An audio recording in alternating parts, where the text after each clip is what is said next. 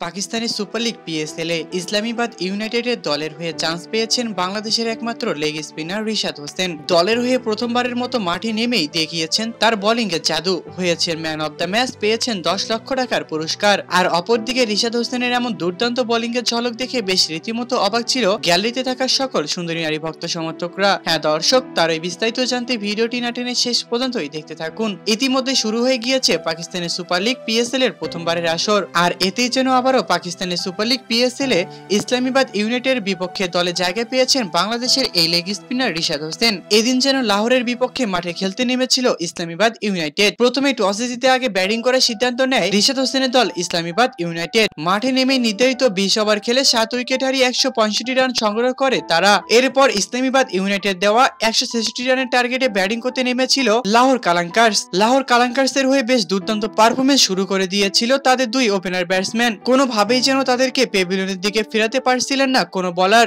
এরপর যেন আবারও নিজের দলের হালটা ধরতে বল হাতে তুলে নেন রিশাদ হোসেন। প্রথম ওভার করতে এসে গুরুত্বপূর্ণ 2টি উইকেট তুলে নিয়েছেন রিশাদ হোসেন। এরপর আবারও পরবর্তী ওভার করতে এসে মাত্র 6টি রান খরচ করে তুলে নিয়েছেন গুরুত্বপূর্ণ 1টি উইকেট, এবং সর্বশেষ 4 ওভার বল করে তুলে নিয়েছেন গুরুত্বপূর্ণ 4টি উইকেট, যার কারণে আবারও ইসলামাবাদ ইউনাইটেডের পক্ষ থেকে ম্যান অব দ্য ম্যাচ হয়েছেন এই বাংলাদেশের একমাত্র লেগ স্পিনার রিশাদ হোসেন, যার কারণে আবারও ইসলামাবাদ ইউনাইটেডের পক্ষ থেকে পেয়েছেন 10 লক্ষ টাকার পুরস্কার। তো দর্শক, পাকিস্তানের সুপার লিগ পিএসএল এ প্রথমবারের মতো জায়গা পেয়েছেন রিশাদ হোসেন। আর এই রিশাদ হোসেনের ব্যাপারে আপনাদের ধারণা কি তা অবশ্যই আমাদেরকে কমেন্ট করে জানাতে একদমই ভুলবেন না। ধন্যবাদ।